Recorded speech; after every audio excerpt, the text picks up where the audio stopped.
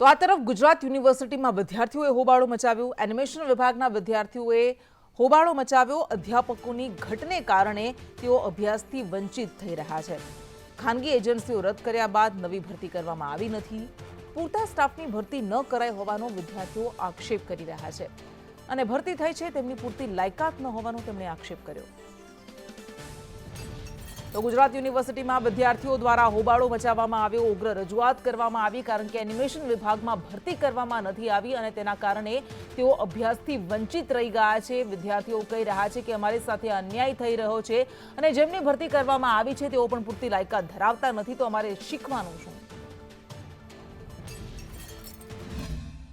કયા વર્ષમાં ભણો છો, કયા કોર્સમાં ભણો છો, શું પરિસ્થિતિ છે? હું ફિનટેક SEM 6માં ભણું છું। મારું 3rd યર ચાલે છે।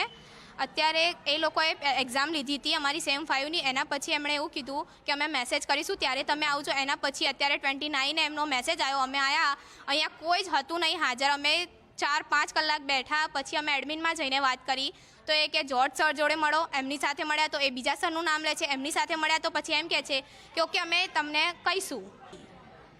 શું કહેશો તમે? અચાનક જ આ કોર્સ બંધ કરવામાં આવ્યા અને ફેકલ્ટીઓને છૂટી કરવામાં આવી, એનું નુકસાન વિદ્યાર્થીઓ કેટલું ભોગવે છે? અમારે તો અત્યારે ખૂબ જ નુકસાન થાય છે કે અમારે અત્યારે હું 2nd સેમમાં છું અને અમારે અત્યારે કોઈ ફેકલ્ટી નથી, તો અમારે અત્યારે ભણવાનું કઈ રીતે? 2nd સેમ સ્ટાર્ટ અમારે હવે થઈ ગયું છે તો અમારે અત્યારે શું ભણવાનું?